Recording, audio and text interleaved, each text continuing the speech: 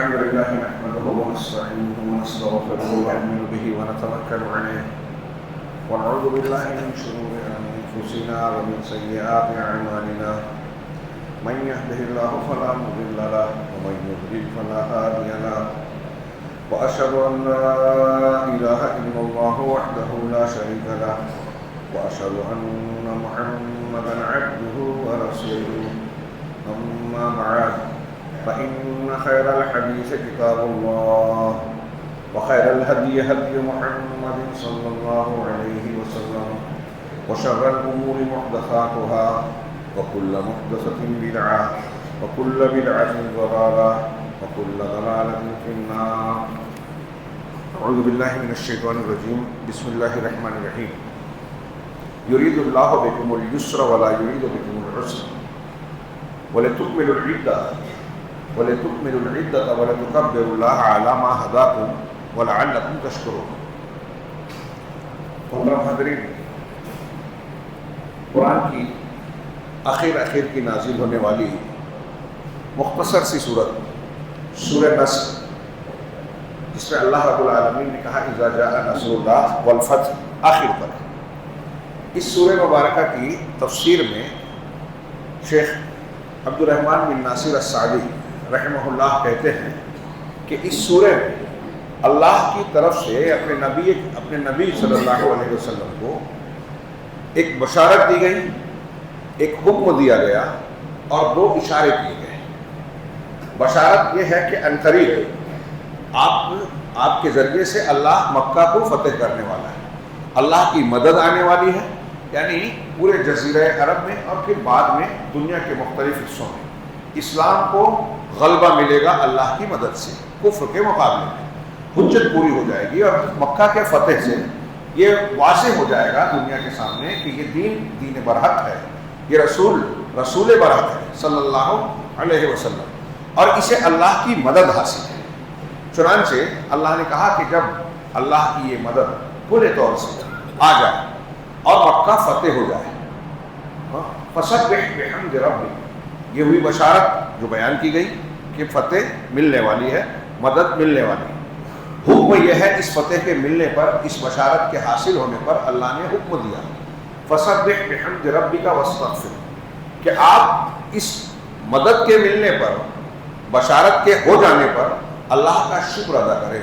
اور وہ شکر یہ ہے کہ آپ اپنے رب کی حمد اور تعریف کے ساتھ اس کی تسبیح اور پاکی بیان کریں، ساتھ ساتھ اپنے گناہ کی یا غلطی کی یا کوتاہی کمزوری کی مغفرت اور معافی طلب کریں. فسبح بحمد ربک، اپنے رب کی حمد کے ساتھ تسبیح بیان کیجیے، واستغفر، اور اس سے استغفار کرتے رہیے. انہ کان توابا، یقیناً وہ بہت توبہ قبول کرنے والا ہے، توبہ کو بہت پسند کرتا ہے. چنانچہ یہ ایک حکم ہوا، یہ اس حکم میں اشارہ ہے کہ جب آپ اس حکم پر عمل کرو گے بشارت مل جانے پر تو شکرانہ ادا ہوگا اللہ کا، اور اللہ تبارک و تعالیٰ کے شکر کے ذریعے سے نعمتیں قائم رہتی ہیں، برقرار رہتی ہیں. یہ اشارہ ہے کہ جب آپ شکر کا حق ادا کریں گے تو جو مدد اور فتح، غلبہ ملا ہے، عزت ملی ہے، یہ قائم رہے گی، اور اس میں اللہ تعالیٰ اضافہ کرے گا. لئن شکرتم لأزیدنکم، یہ قرآن کا ارشاد ہے کہ اگر تم نے شکر ادا کیا تو میں اور زیادتی کروں گا اپنی نعمت میں. چنانچہ اللہ کے نبی صلی اللہ علیہ وسلم اس سورہ کے نزول کے بعد یہ اپنے رکوع اور سجدے میں پڑھا کرتے تھے سبحانک اللہم و بحمدک. آپ نے یہ عمل کیا، اللہ کا شکر ادا کیا، اور اس کی برکت سے یہ فتح، یہ نصرت بڑھتی چلی گئی. خلفائے راشدین کے دور میں دنیا کے بیشتر حصوں میں اسلام کا حریرہ لہرا گیا، دنیا کے ایک حصے تک اسلام پہنچا، اور اس کو ایسی مقبولیت پوری دنیا میں جس رفتار سے اور جس وسعت سے ملی، دنیا میں کسی اور مذہب کو کبھی ایسی رفتار سے اتنی ترقی، اتنی وسعت نہیں ملی. اس شکرانے کا جواب. تو ایک اشارہ یہ ہوا. دوسرا اشارہ یہ ہے کہ آپ کی یعنی نبی کریم صلی اللہ علیہ وسلم کی اجل، مقررہ وقت دنیا کے اندر پوری ہو رہی ہے. آپ جس مقصد کے تحت بھیجے گئے وہ مقصد پورا ہوا، تبلیغ رسالت کا، دین کی تکمیل ہو چکی ہے. الیوم اکملت لکم دینکم واتممت علیکم نعمتی نازل ہو چکی ہے، اور آپ کی عمر بڑی فضیلت اور بڑے اونچے مقام والی ہے. قرآن میں اللہ تعالیٰ نے واحد نبی کریم صلی اللہ علیہ وسلم کی عمر، آپ کی زندگی یعنی حیات طیبہ کی قسم کھائی، لعمرک انہم فی سکرتہم یعمہون، کہ تیرے عمر کی قسم۔ سورہ ہود میں یہ بیان کیا کہ یہ لوگ اپنی بدمستی میں جو ہے بھٹک رہے ہیں، سرگرم ہیں۔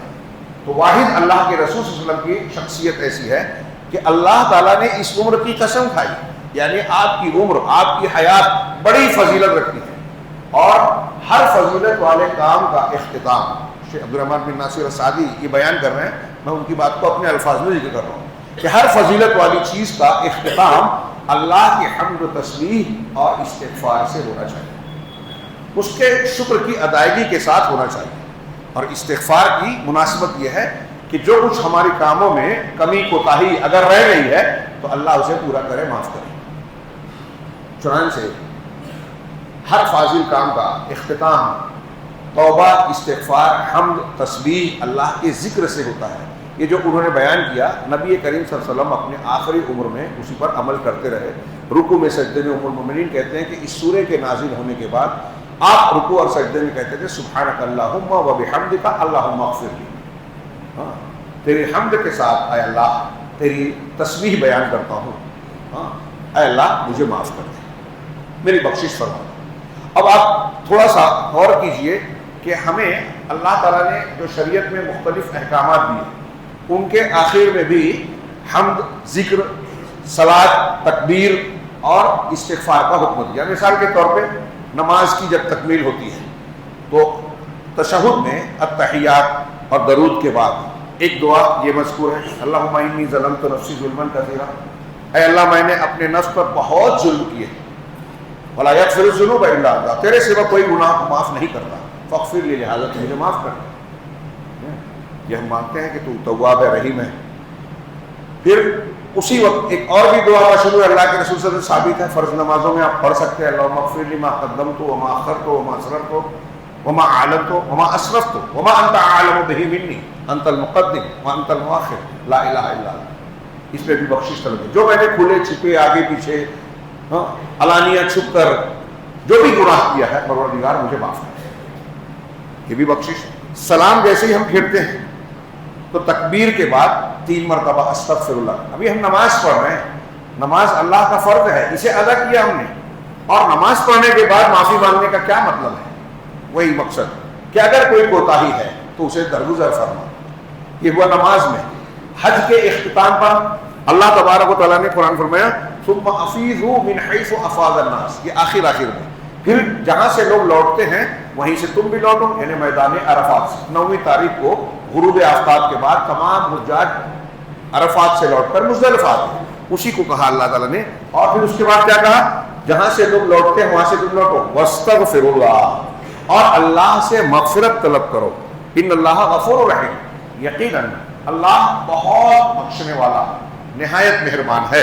آگے فرمایا اسی کے آگے فَإِذَا قَضَيْتُم مَنَاسِكَكُمْ، اب جب تم اپنے حج کے اعمال و ارکان کو پورا کر لو، فَاذْكُرُوا اللَّهَ كَذِكْرِكُمْ آبَاءَكُمْ، تو اللہ کا ذکر کرنا شروع کرو، خوب ذکر۔ مینا میں جب قیام ہے 11ویں 12ویں 13ویں تک، 12ویں تک بھی ہوتا ہے، تو اس میں اللہ کہہ رہا ہے جب اپنے حج کے ارکان پورا کر لو تو ایسے اللہ کا ذکر کرو جیسے تم اپنے آباء و اجداد کا کیا کرتے ہیں۔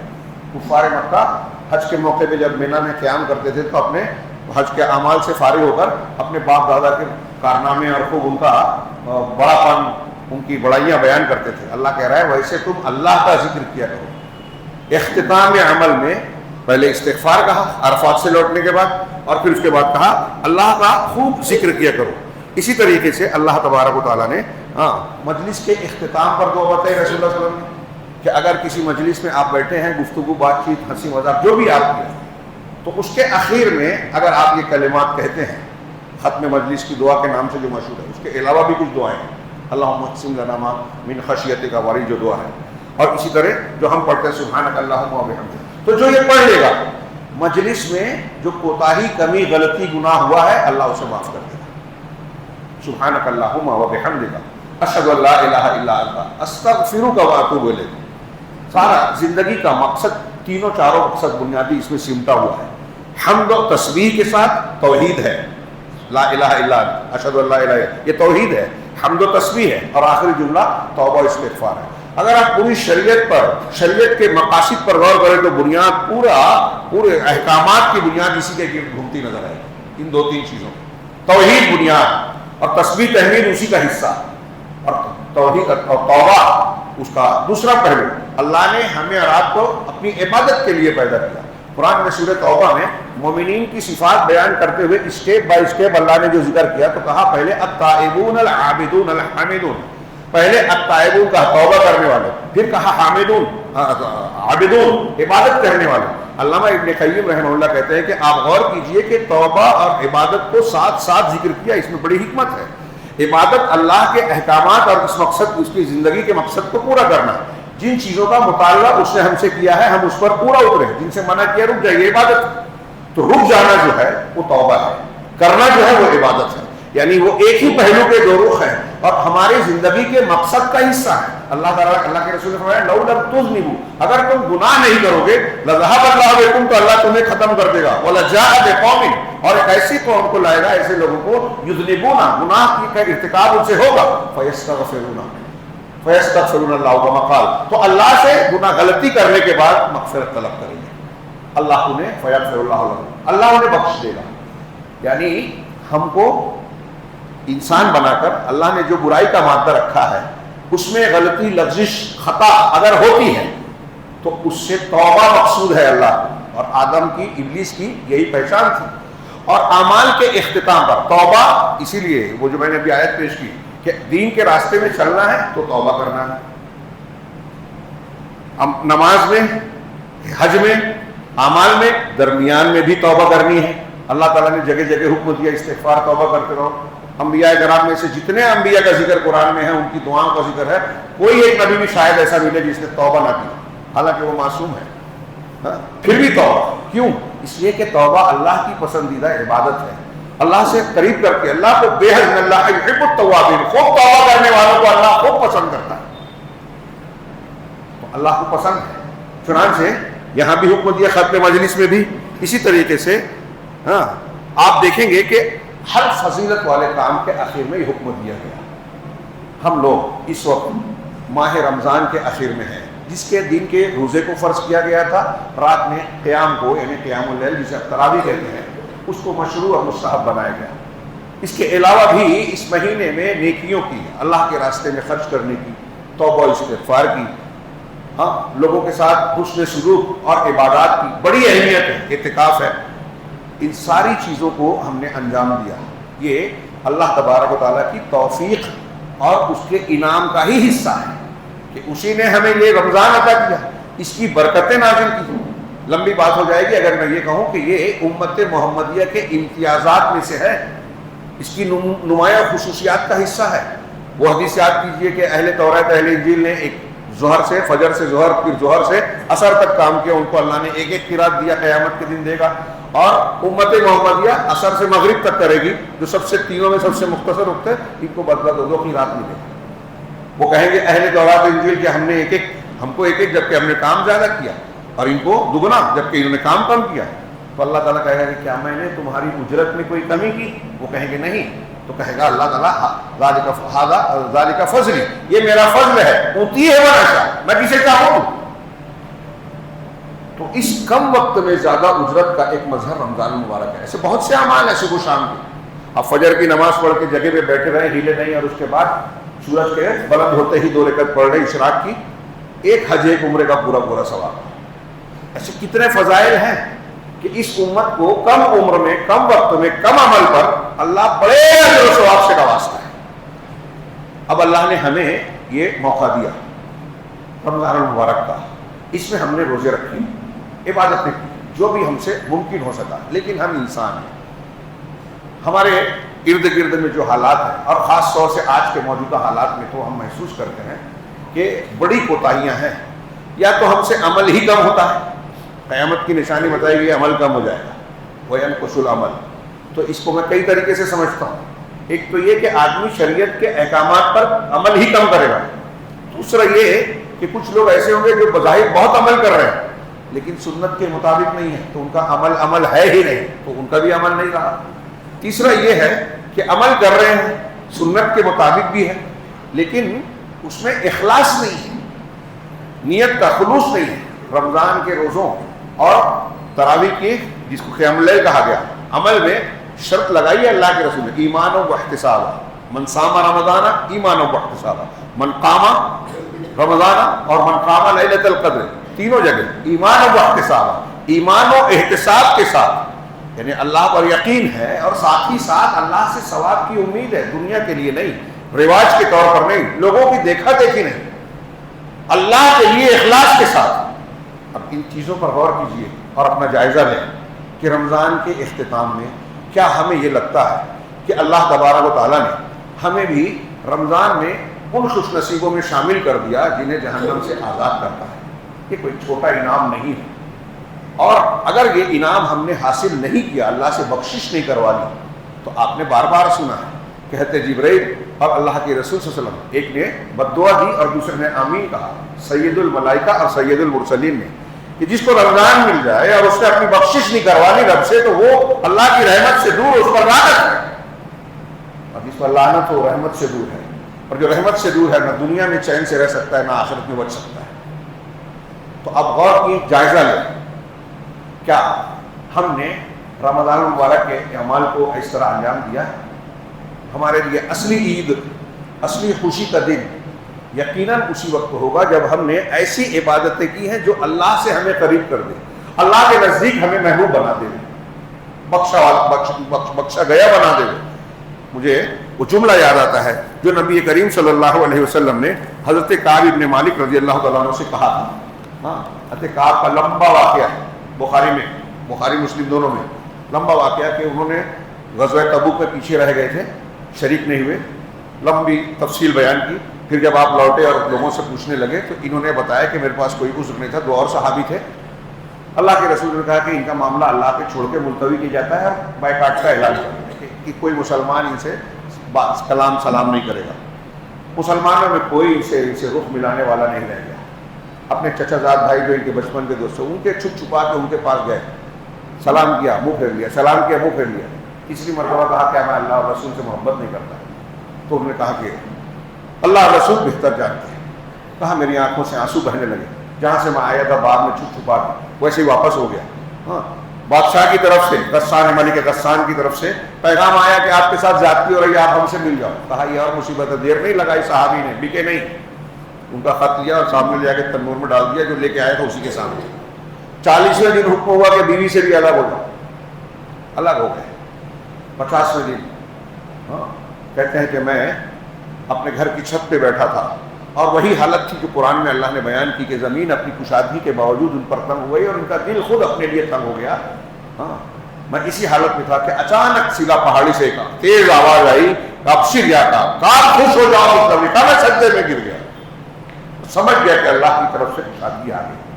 اب اس کے بعد جب گھر سے نکلتے ہیں تو وہ مدینہ جس میں کوئی سلام کا جواب دینے والا نہیں تھا، لپٹ لپٹ کر لوگ بھیڑ سے بھیڑ مل رہی ہے اور کہہ رہے ہیں کہ کعب مبارک ہو، لوگ ہاتھ ملا رہے ہیں، مبارکبادی دے رہے ہیں۔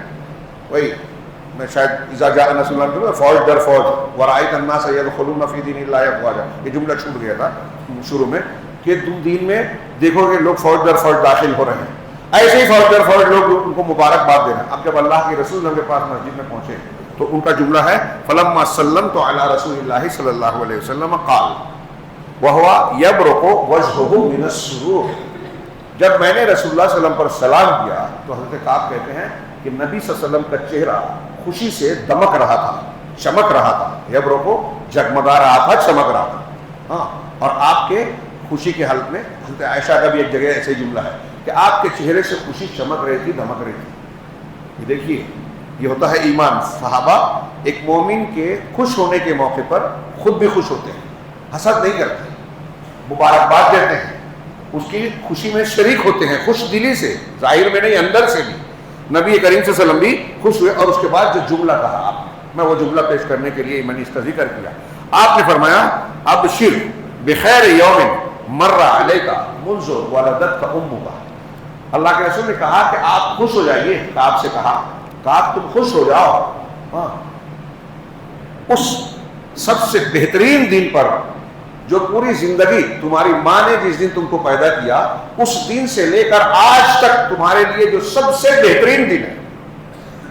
غور کیجیے, یہ کوئی جذباتی بات, عام انسان کی بات نہیں ہے, اس زبان سے نکلنے والا جملہ ہے جو حق کے علاوہ کچھ کہتی نہیں تھی. سچ اور حق جو اللہ کی طرف سے بول رہے ہیں کہ کعب, تمہاری والدہ نے جس دن تم کو پیدا کیا, تم نے ان کے پیٹ سے جنم لیا, اس دن سے آج تک جتنا بھی دن گزرا ہے پوری زندگی, اس میں سب سے بہترین دن ہے یہ. کون سا دن؟ جب اللہ تبارک و تعالیٰ نے تمہاری توبہ کو قبول کیا اور نیکی کرنا. توبہ انہوں نے کی, سچی کی, جو جو حکم دیا اللہ رسول نے سب قبول کیا خوش دلی سے. یہ مجھ سے کوتاہی نہیں ہے, بائیکاٹ ہوا قبول ہے, بیوی کو الگ کرنے کے لیے قبول ہے, کوئی بات نہیں کرتا قبول ہے. توبہ کرتے رہے, جمے رہے, یہاں تک کہ کچھ آ گیا لقد تاب اللہ علی النبی والمہاجرین والانصار والی آیت, اور آئے گا وعلی الثلاثۃ الذین خلفوا, اور ان تینوں کی توبہ بھی اللہ نے قبول کی جن کے معاملے کو ملتوی کر دیا گیا تھا, یعنی اللہ کے رسول کہا تھا کہ اللہ پر چھوڑ دیا گیا, ان کی توبہ قبول کر لی. یہ آیتیں نازل ہوئی, پھر حضرت کعب نے پہلے تو شکرانہ ادا کیا, پھر صدقہ کیا گیا, پورا مال دینا چاہتا ہوں, کہا ہوں 1/3 مال اللہ کے راستے میں خرچ کیا. تو انسان کے لیے اللہ کے رسول کی زبان سے جو نکلا کہ اگر ہماری توبہ قبول ہو گئی, جس دن ہوئی وہ ہماری زندگی کا سب سے بہترین دن ہے. تو اہم بات یہ ہے کہ نیکیاں قبول ہو.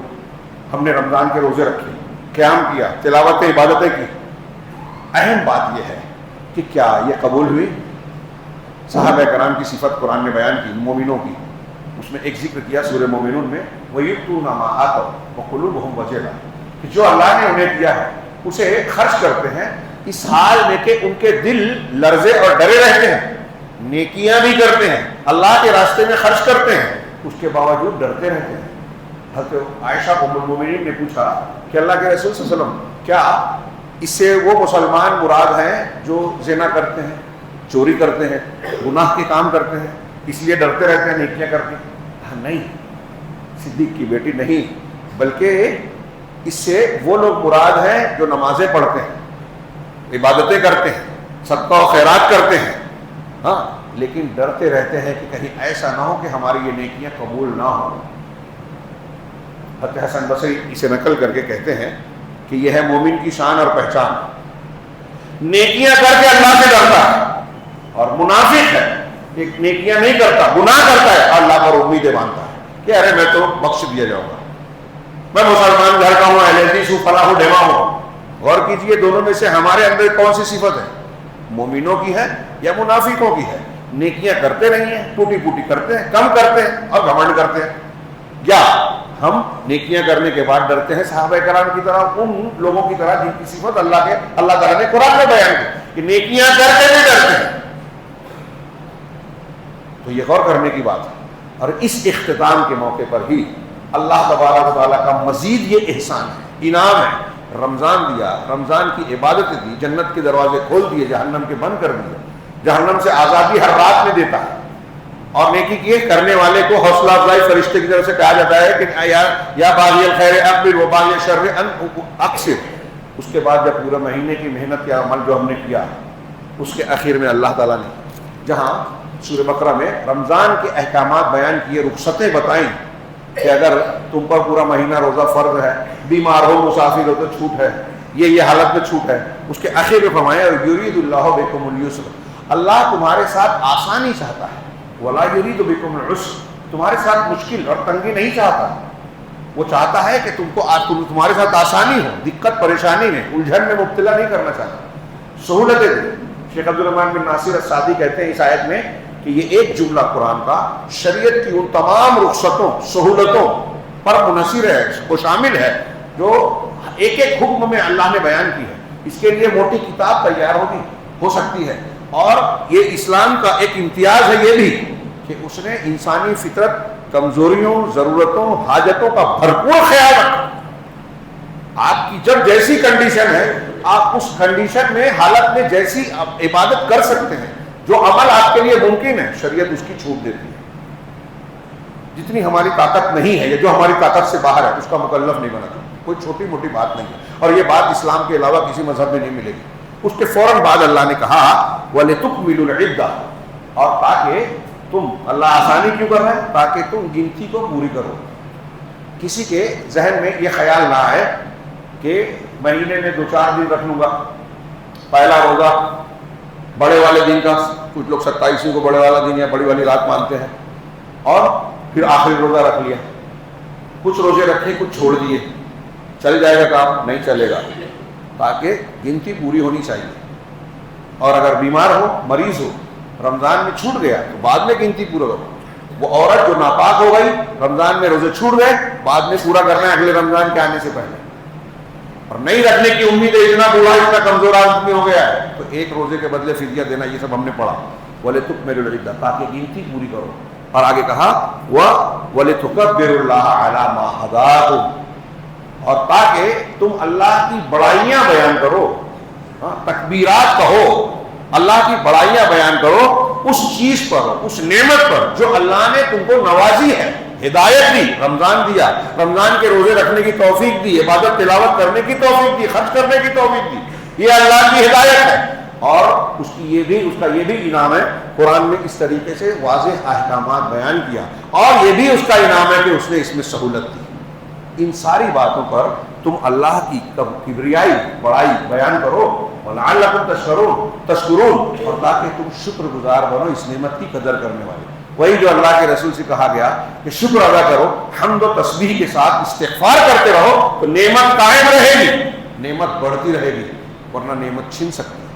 اللہ نے مثالیں دی ہیں کہ جن لوگوں نے نعمتوں کے بعد ناشکری کی، کفران نعمت کیا. جیسے سورہ نحل نے فرمایا کہ ضرب اللہ مثلا قریۃ آمنۃ مطمئنہ، ایک بستی تھی آمن مطمئن تھی، امن سے تھی.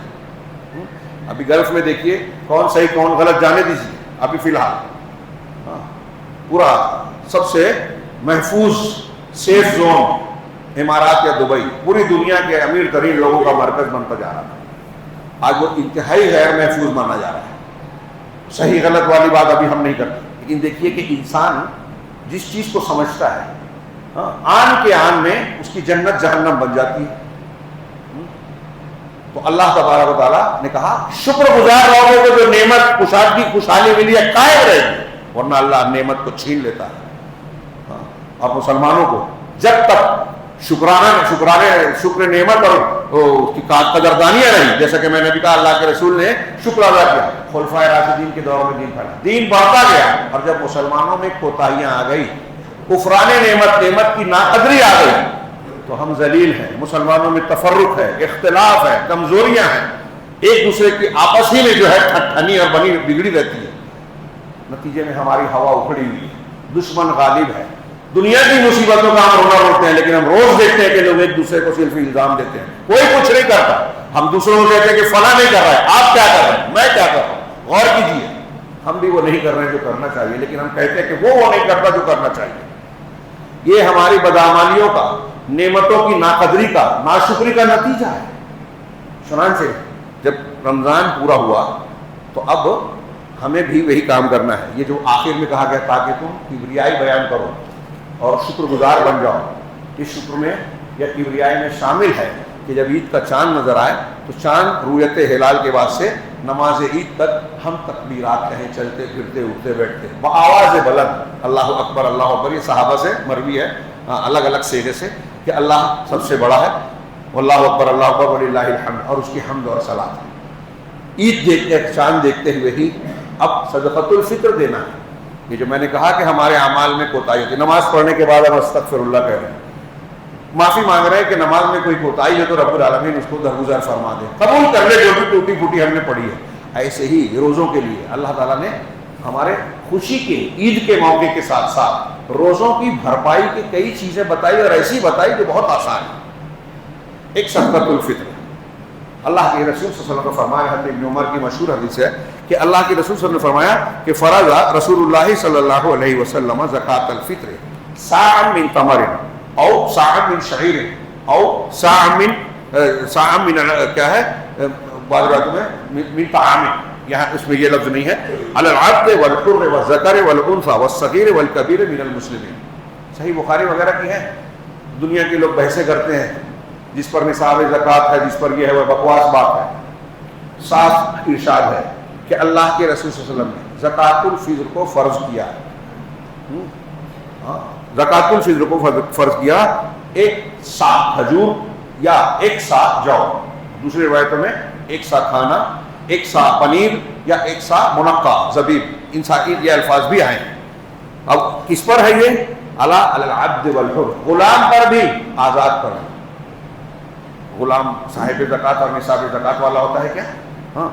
والذکر والانثی، مرد پر بھی اور عورت پر بھی. والصغیر والکبیر، بچے پر بھی اور بڑے پر بھی. 1 دن کا بچہ ہے اس سے بھی زکوٰۃ الفطر اس کے کفیل یا ذمہ دار کو دینا ہوگی. من المسلمین، مسلمانوں میں سے. اگر آپ کے رشتہ دار میں کوئی غیر مسلم ہے تو اس کا صدقہ فطر نہیں دینا ہے، مسلمان کی طرف سے ہے. یہ اللہ کے رسول صلی اللہ علیہ وسلم نے فرض کیا ہے. ہاں. اور ایسے ہی الفاظ ابی سعید خدری سے ہے جس میں وہ 2 الفاظ بھی ہیں جو میں نے بتایا بخاری مسلم میں. اب یہ کیوں مشروع ہے؟ میں ذکر کر دوں. 1 سا، لوگ بڑی بحثیں کرتے ہیں. 1 سا 2.5 کلو سے کچھ زیادہ آتا ہے. اصل میں سا ایک ناپ ہے، ماپ کہنے ہمارے یہاں ماپ یا ناپ کہتے ہیں.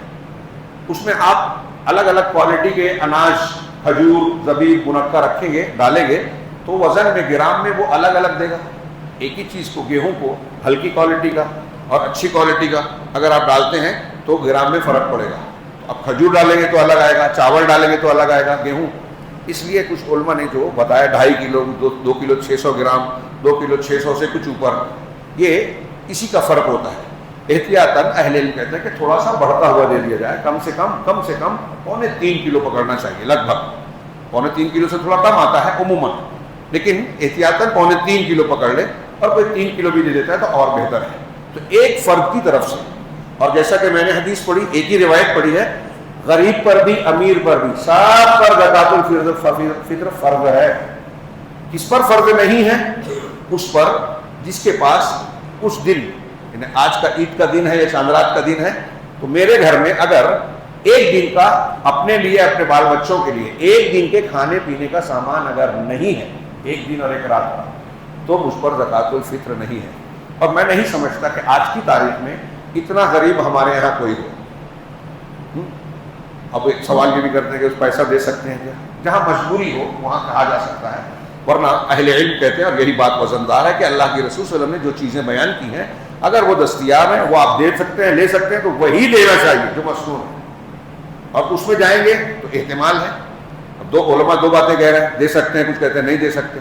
تو اختلاف میں کیوں پڑھ رہے ہیں؟ جو ثابت ہے اس پر عمل کیجئے. اس میں کوئی ٹینشن کی اور ایسی بات نہیں ہے کہ ہمارے اندر غلطی کا امکان ہو. نبی صلی اللہ علیہ وسلم جو ثابت ہے وہی کرنا چاہیے.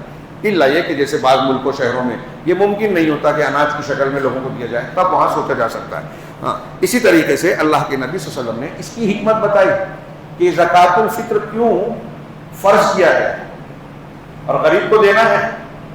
اس میں بھی جو مسکین ہیں، فقیر ہیں، محتاج ہیں، سب کو، اور اتنا مل جائے، اتنا اس کا روٹیشن اور اتنا چکر کھائے کہ غریب سے غریب آدمی کے پاس بھی اتنا ہے کہ وہ اپنے سے غریب کو دے دے، کیونکہ اسے بھی دینا ہے. چنانچہ اس کی حکمت بتائی رسول اللہ صلی اللہ علیہ وسلم نے. حسن درجے کی بعض اس کو صحت کے درجے تک پہنچتے ہیں. اللہ کے رسول نے فرمایا کہ فرض رسول اللہ صلی اللہ علیہ وسلم زکوٰۃ الفطر، اللہ کے رسول صلی اللہ علیہ وسلم نے زکوٰۃ الفطر کو فرض کیا. کیا ہے؟ تحرۃ للصائم من اللغو والرفث وترحمۃ للمساکین، کہ یہ اس لیے فرض کیا کہ لوگوں کے لیے، یعنی جو روزے دار ہیں، روزے کے اندر جو لغو باتیں اور فحش باتیں سرزد ہوتی ہیں، اس سے روزے کو صاف کر دیا جائے. 2.5-3 کلو میں ہم نے مہینے کے آخر میں غربا میں تقسیم کیا. پورے مہینے کے روزے میں جو ہم سے کچھ ایسی باتیں روزے کی حالت میں، جب تک ہم روزے کی حالت میں ہیں عبادت میں ہیں، جب تک اعتکاف میں ہیں عبادت میں ہیں، تو اب عبادت کی حالت میں کبھی کبھی ہم انسان ہیں، کچھ ایسی باتیں ہو جاتی ہیں جو ادب عبادت کے خلاف ہیں. تو لغویات کا سرزد ہو جانا، ہنسی مذاق اور اس طرح کی باتیں، اللہ کے رسول نے فرمایا یا اللہ کی طرف سے ہم کو یہ انعام ہے کہ آپ یہ صدقۃ الفطر ادا کرتے ہیں تو وہ کمیاں اللہ دور کر دے گا، یہ اس کا کفارہ ہے. کتنی بڑی بات ہے، یہ چھوٹی موٹی بات نہیں ہے. یہ روزے دار کے لیے جو ہے رفث اور لغو سے پاکی کا ذریعہ ہے. وَطُعْمَةً لِلْمَسَاكِينِ، اور مسکینوں کے لیے کھانا ہے. عید کے موقع پر اناج کھانا گھر گھر پہنچ جائے. ہاں، کپڑے نئے نہ ہو آدمی کے لیے چل سکتا ہے، لیکن اگر گھر میں فاقہ ہو تو عید نہیں ہو سکتی. لہذا صدقۃ الفطر کے نظام کو اللہ تعالیٰ نے، رسول اللہ صلی اللہ علیہ وسلم نے ایسا بنایا کہ عام بستیاں اگر ہیں اور مسلمانوں کی ایک اچھی خاصی تعداد ہے تو کوئی گھر اس دن ایسا نہیں رہے گا جہاں کھانے کا یا فاقے کا مسئلہ ہو. چنانچہ اس کو یہ بتایا کہ اس کی یہ حکمت ہے. اس کے علاوہ عید کے تعلق سے کچھ احکامات ہیں. وقت زیادہ ہو گیا ہے، میں صرف ایک دو کا اشارہ کر دوں، باقی چیزیں عام طور سے بیان کی جاتی رہتی ہے کہ عید گاہ میں جب نکلنے سے پہلے کھجور کا کھانا اللہ کے رسول کی سنت ہے، طاق عدد میں کھائی جائے. نبی کریم صلی اللہ علیہ وسلم عید کے لیے نکلنے سے پہلے کھجور کھاتے تھے اور عید الاضحیٰ کو خالی پیٹ جاتے تھے، واپس آ کے کوشش کرتے تھے قربانی کا گوشت کھائیں، اس سے شروعات کی جائے. اور اس کے علاوہ اس دن عورتوں کے لیے بھی مشروع کیا جائے. ام عطیہ رضی اللہ تعالیٰ عنہ کی روایت بخاری مسلم اور تقریباً تمام حدیث کی کتابوں میں ملے گی کہ ہمیں اللہ کے رسول صلی اللہ علیہ وسلم نے حکم دیا کہ ہم ان نخرج العواتق والحیض الی المصلی، کہ ہم نوجوان لڑکیوں کو بھی اور حائضہ عورتوں کو بھی عیدگاہ کی طرف، مصلی کی طرف نکالیں. یہیں سے یہ بھی ہے کہ نماز عید عیدگاہ میں پڑھنا افضل ہے. کوئی عذر ہو تو مسجد میں، ورنہ عیدگاہ میں پڑھنا چاہیے. چنانچہ عیدگاہ کی طرف عورتوں کو بھی نکالا جائے. عیدگاہ میں 2 رکعت شکرانہ، ابھی میں نے بتایا ایک کہ کفارہ ہے یہ زکوٰۃ الفطر، اور 2 رکعت نماز لعلکم تشکرون کا نتیجہ ہے. اور چلتے پھرتے اللہ کی حمد و ثنا بیان کرنا. گویا یہ شکر کیسے ہوتا ہے؟ شکر زبان سے بھی ہوتا ہے، شکر دل سے بھی، اعتراف نعمت کے ذریعے سے ہوتا ہے اور عمل کے ذریعے سے بھی ہوتا ہے. میں نے کچھ مثالیں لکھی تھی. حضرت سلیمان، حضرت داؤد علیہ السلام، حضرت یوسف علیہ السلام، حضرت ابراہیم علیہ السلام. قرآن نے نقل کیا کہ ان کو جب اللہ نے نعمتیں دی تو ان کے کیا رد عمل تھا. مثال کے طور پہ سورہ نمل میں اللہ نے کہا کہ جب حضرت سلیمان علیہ السلام نکلے فوج کے ساتھ تو وہ چونٹیوں میں سے ایک چونٹی نے کہا قالت نملۃ یا ایھا النمل ادخلوا مساکنکم، اے چونٹیوں کی جماعت، اے چونٹیوں اپنے گھروں میں، اپنے بلوں میں داخل ہو جاؤ. لا یحطمنکم سلیمان وجنودہ وہم لا یشعرون، ایسا نہ ہو کہ سلیمان اور اس کا لشکر تم کو روند ڈالے اور ان کو احساس بھی نہ ہو، معلوم بھی نہ پڑے.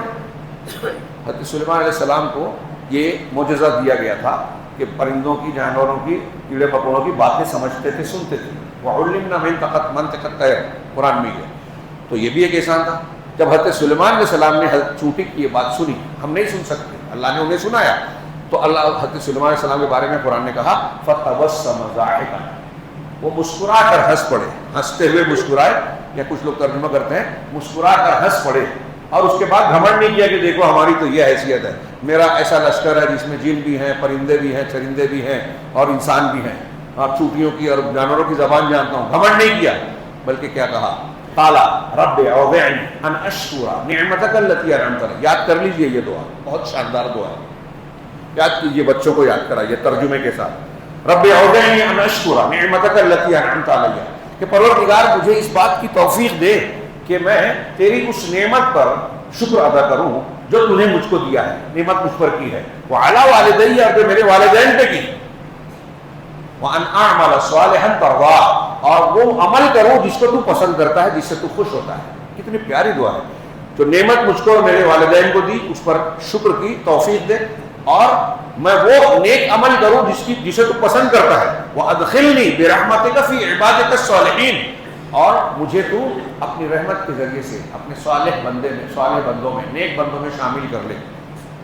کتنی زبردست دعا ہے. ساری باتیں آ گئی. یہ جب اتنی قبول ہو گئی، چند انبیاء کی دعائیں، قرآن کی دعائیں، اس سے بہترین کوئی دعا نہیں ہے. اس کی بلاغت، فصاحت، ضرورت آپ محسوس کریں گے کہ دنیا کے کسی انسان کے تجربے کی یا بنائی ہوئی دعا کے پیچھے نہیں بھاگیں گے. خیر، تو اور بھی دعائیں ہیں، میں اس کو چھوڑتا ہوں، وقت زیادہ ہو رہا ہے، اس لیے یہ بیان کریں کہ عیدگاہ میں عورتوں کو نکالا جائے. روزے ہم نے رکھے ہیں، عورتوں نے بھی رکھے. روزے، نمازیں انہوں نے بھی پڑھی، تراویح انہوں نے بھی پڑھی، ذکر اذکار تلاوت انہوں نے بھی کیا، اللہ کے راستے میں خرچ انہوں نے بھی کیا. عید کی خوشی منانے کا حق انہیں بھی ہے. اور عید کی خوشی کپڑے نہیں ہیں، سوئیاں نہیں ہیں. یہ تو ظاہر میں اللہ تبارک، جہاں جو ہمارے یہاں سوئی کھاتے ہیں وہاں کہیں عرب میں کچھ اور کھاتے ہیں، میل جول ہوتا ہے، الگ چیز ہے. تو یہ خوشی کے اظہار کا، ہاں آپ کو استطاعت ہے تو عید کے دن نیا لباس پہننا، خوشبو لگانا، سرما لگانا، یہ مستحب ہے، پسندیدہ عمل ہے، مشروع کیا گیا ہے، ضروری نہیں ہے۔ ضروری ہے عیدگاہ جانا، زکوٰۃ الفطر دینا، ہاں یہ ضروری ہے، فرض ہے ہر مسلمان پر۔ عیدگاہ جانا مردوں کے ساتھ ساتھ عورتوں پر بھی فرض ہے، واجب ہے۔ لوگوں نے بات دروازے ہی بند کر دیا۔ ابھی ایک کلپ سن رہا تھا، ایک جاہل جو اس کو لوگ علامہ سمجھتے ہیں، وہ کسی اہل حدیث کو دیکھا تو اس پر کہہ رہا تھا کہ اس کا مذاق اڑایا، ارے یہ عورتوں کو بھی عیدگاہ لے جاتے ہیں، بتائیے عالم کیسے بنا؟ کوئی حدیث کی کتابوں نہیں جائے گی اس سے خالی نہیں ملے گی اس حدیث سے۔ اللہ کے رسول اللہ نے حکم دیا، مسجد میں نماز پڑھنے کے تعلق سے یہ بات صحیح ہے کہ گھر میں پڑھنا افضل ہے، لیکن اگر کوئی عورت مسجد جانا چاہے تو کوئی آدمی روک نہیں سکتا۔ اللہ کے رسول نے بائنڈنگ پابندی لگا رکھی ہے کہ آپ روک نہیں سکتے۔ لا تمنعوا اماء اللہ عن بیوت اللہ، اللہ کے گھروں سے اللہ کی بندیوں کو روکو نہیں۔ ہاں ایک صحابی نے بھی نہیں روکا۔ حضرت عمر کے بارے میں جھوٹ بولتے ہیں لوگ کہ عورتوں کو منع کیا تھا، کبھی نہیں۔ ان کی بیوی کہتی ہے، ان کے بیٹے نے کہا کہ آپ کو پتا ہے آپ کے شوہر آپ کو مسجد جانا پسند نہیں کرتا، ناپسند کرتے تو منع کیوں نہیں کرتے؟ کہا منع اس لیے نہیں کرتے کہ اللہ کے رسول نے منع کرنے سے منع کیا ہے۔ تو کہا اللہ کی قسم جب تک منع نہیں کریں گے میں جاتی رہوں گی، اور جاتی رہوں۔ عمر فاروق نے کبھی منع نہیں کیا۔ یہ بخاری وغیرہ میں ہے، موطا میں ہے۔ پتہ نہیں لوگ مسلک زیادہ پڑھتے ہیں، حدیث کو دیکھتے ہی نہیں ہیں۔ تو بہرحال عورتوں کو عیدگاہ لے جایا جائے، یہاں تک کہ اس میں کہا حیض والی عورتیں، تو اس میں حدیث میں ہی وضاحت ہے کہ یہ جو گندی ناپاکی والی عورتیں ہیں یہ نماز کی جگہ سے مصلی سے الگ رہیں گی۔ وَيَشْهَدْنَ الْخَيْرَ وَدَعْوَةَ الْمُسْلِمِينَ، خیر میں اور مسلمانوں کی دعا میں شریک رہیں گی، تکبیرات کہیں گے۔ یہ جو ابھی کہا لِتُكَبِّرُ اللَّهَ، اس میں یہ تکبیرات بھی شامل ہے، عیدگاہ تک جانے کے لیے شامل ہے۔ اور اسی لیے پیدل چلنے والے جو چل سکتے ہیں ان کے لیے بہتر ہے کہ پیدل چل کر جایا جائے، اس میں اجر و ثواب ہے، مسلمانوں کے شعار اور شوکت کا مظاہرہ ہے، اللہ کی تکبیرات اور اس کی بڑائیوں کا اعلان ہے، اس میں بڑی حکمتیں ہیں، بڑے فضائل ہیں، اجر و ثواب۔ چنانچہ عورتوں کو بھی نکالا جائے اور اس میں مسجد میں شریک کیا جائے۔ نماز عید کا طریقہ اور یہ چیزیں میں سمجھتا ہوں اس کو بیان کرنے کی ضرورت نہیں ہے۔ بہرحال ہم رمضان کے اس آخری مرحلے میں ہیں، جو گھڑیاں بچی ہیں اس میں ان احکامات کو یاد کر کے اور یہ جائزہ لیجئے، محاسبہ کیجیے کہ ہم سے کوئی کوتاہی، کوئی غلطی، کوئی کمزوری تو نہیں ہوئی ہے۔ اللہ تبارک و تعالیٰ نے جو ہے جو توبہ استغفار کا جو فائدہ کہ بس ایک آیت پڑھ کر میں اس پر بھی بولنا چاہتا تھا، موقع نہیں ہے۔ ایک آیت پڑھ کر صرف ترجمہ کر رہا ہوں کہ توبہ استغفار توحید کے فائدے کیا ہیں، اور دنیا میں آج لوگوں کی کیا حالت ہے، مسلمانوں کی کیا حالت ہے۔ آپ کوئی بھی آج چینل اٹھائیے، اخبار اٹھائیے تو پوری دنیا تشویش میں ہے، یہ ہو جائے گا تو کیا ہو جائے گا، گیس پر آگ لگی ہے، ہاں جو ہے تیل پیٹرول انرجی کے سپلائی کا تار جو ہے رک گیا ہے، فیکٹریاں بند ہو گئی ہیں، بند ہو رہی ہیں، اور ایسا ہو رہا ہے ایسا ہو رہا ہے۔ ابھی ایک گیس فیلڈ جلی جس میں 20% دنیا کا جو گیس سپلائی ہے وہ رک گیا، اور کئی سالوں تک وہ ٹھیک نہیں ہو پائے گا۔ دنیا فکر مند ہے، مختلف قسم کے عذاب ہیں، ہاں حکومتوں کا سیاستوں کا جھگڑا ہے، بے ایمانیاں ہیں، نہ جانے کیا کیا ہے، ہماری اپنی کوتاہیاں ہیں، لڑائیاں ہیں، غیبت ہے، ایک دوسرے کی حسد جلن، نہ جانے کتنے مسائل۔ اللہ تبارک و تعالیٰ نے ان کا حل جو بتایا ہے، روحانی حل، یہی رمضان کے روزے، تقویٰ، ایمان، توحید، توبہ، استغفار، یہ ہمارے مسائل کا حل ہے۔ لیکن ہم ان روحانی علاجوں کو علاج سمجھتے ہیں، ہماری لاجک ہی میں نہیں آتا کہ ہم اللہ سے مانگیں گے، دعا کریں گے، کیسے ہوگا؟ پڑھتے ہیں، سنتے ہیں کہانی کی طرح، 3 لوگ غار میں پھنس گئے تھے، دہانا بند ہو گیا، چٹان آ گئی تھی، کوئی کرین نہیں تھی، کوئی سبب نہیں تھا، کوئی فون نہیں تھا کسی کو بولے کہ بھائی ہم نے آپ پھنسے نکال دو، بس اللہ کا کنیکشن تھا۔ دعا مانگی، تینوں نے اپنے نیک عمل، تھوڑا تھوڑا اتنا سرک گیا پہاڑ کا ٹکڑا، ایک چٹان، کہ یہ لوگ نکل سکے۔ دعا سے چٹان سرک سکتی ہے، ہمارا مسئلہ نہیں حل ہو سکتا۔ حضرت یونس علیہ السلام مچھلی کے پیٹ میں تھے، کون سا کنیکشن تھا؟ دعا کا، اللہ کا، اللہ سے مانگا، اللہ نے نکال دیا، مچھلی کے پیٹ سے معجزہ بھی ہے۔ تو غور کیجئے، یہ روحانی اسباب ہے۔ یہاں میں ایک آیت کوئی پڑھوں، شروع میں سورہ ہود کی پہلی آیت سے تیسری آیت تک پڑھی ہے، الف لام را، اگر تفصیل بیان کریں تو دوسرے سے کنیکٹڈ ہے۔ اللہ نے بتایا کہ یہ کتابوں احکمت آیاتہ ثم فصلت، یہ قرآن ہے، کتاب ہے اللہ کی، جس کی آیتوں کو مضبوط پختہ کیا گیا، پھر اس کو پھیلا کر وضاحت سے بیان کیا گیا. ہاں میں تفصیل میں نہیں جا سکتا. من لدن حکیم خبیر, حکمت والی اور خبردار, جو ہر چیز کی خبر رکھنے والی ذات ہے, اس کی طرف سے حکمت والی ہے. تو جو احکامات دے رہا ہے بہت صحیح دے رہا ہے, ہمارے فائدے کی دے رہا ہے, ہر چیز کو اس کے مقام پر رکھتا ہے. حکیم ذات کا یہی ہے. اور خبیر ہے, تمہارے حالات کو جانتا ہے, تمہارے انجام کو جانتا ہے, اس لیے وہ چیزیں دے رہا ہے جو تمہارے مسائل کا حل ہے. تو آگے کہا کہ اب کیا یہ حکم کیا دیتا ہے قرآن, کس لیے اتارا اللہ نے؟ اللہ تعبدوا الا اللہ. سب سے پہلے کہ اللہ کے یہ کہ تم اللہ کے سوا کسی کی عبادت مت کرو. یہ توحید ہے, بیس یہ ہے, بنیاد یہ ہے. یہ نہیں ہے تو سب بیکار ہے.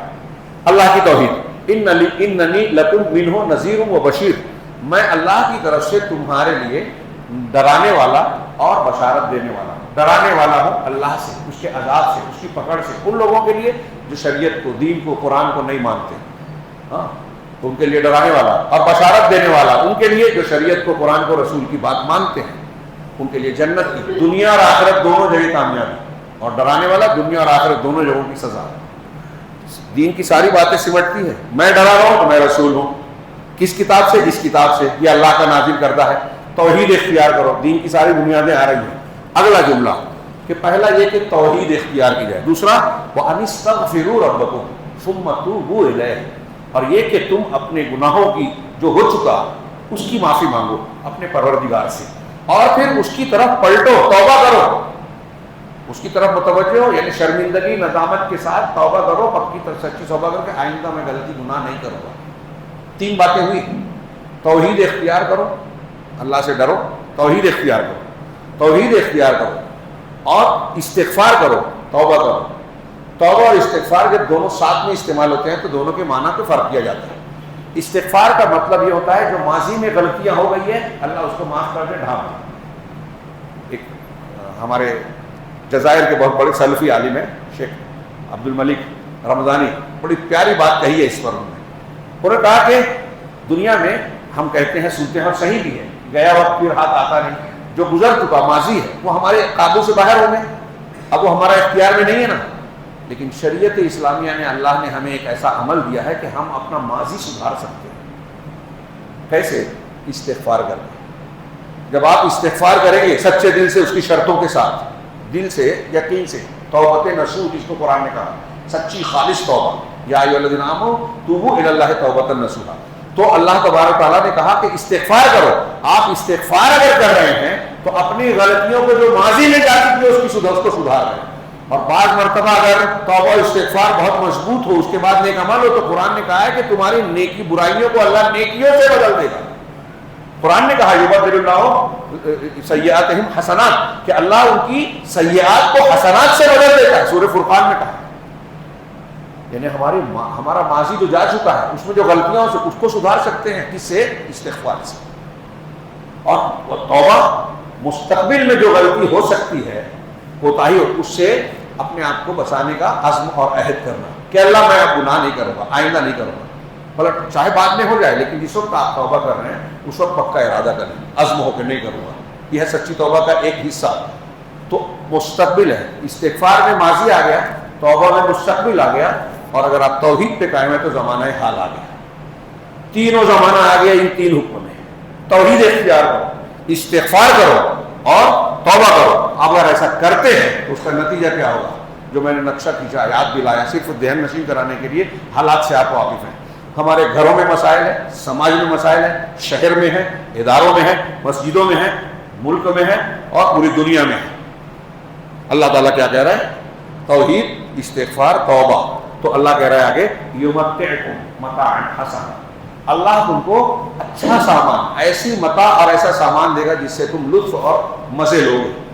تم کو اللہ اچھا سامان, دوسرے لفظوں میں کہیں کہ بہت اچھی زندگی دے گا, زندگی کے اسباب دے گا. متاع مانے سامان, استعمال کی چیز, جس کو آدمی جس سے خوش ہو, مزہ لے. تو تم کو خوشحالی دے گا, اچھی زندگی دے گا. الی اجل مسمى, ایک مقررہ وقت تک, یعنی موت تک. جب تک آپ زندہ رہیں گے اگر اس پر عمل کریں گے تو اللہ کی گارنٹی ہے, قرآن کی گارنٹی ہے, غلط ہو ہی نہیں سکتی. غلط سمجھیں گے تو ہم ایمان والے نہیں ہوں گے. توحید, توبہ, استغفار, مگر صحیح ہونی چاہیے. ہمارے یہاں توحید نہیں جانتے. میں ایسا مانتا ہوں کہ آج بہت سے اہل حدیث نہیں جانتے. دوسروں کی بات چھوڑ دی۔ اور یہ بھی کہتا ہوں کہ دنیا میں روئے زمین پر آج پکی توحید کسی کے پاس ہے، شرک جس کے پاس نہیں ہے وہ اہل حدیث جماعت ہے اور کوئی نہیں ہے، یہ میں ایسا جانتا ہوں میرے علم کے مطابق۔ ہاں لیکن اہل حدیثوں میں ایک بڑا طبقہ اب ایسا ہو گیا ہے تو وحدت الوجود بیان کرنے والوں کی تقریریں سنتا ہے، درس فارورڈ کرتا ہے، اپنے بچوں کو سنا رہا ہے، صحابہ کو برا بھلا کہنے والوں کو سنتا ہے، ان سے متاثر ہے، اپنے علماء پہ تنقید کرتا ہے۔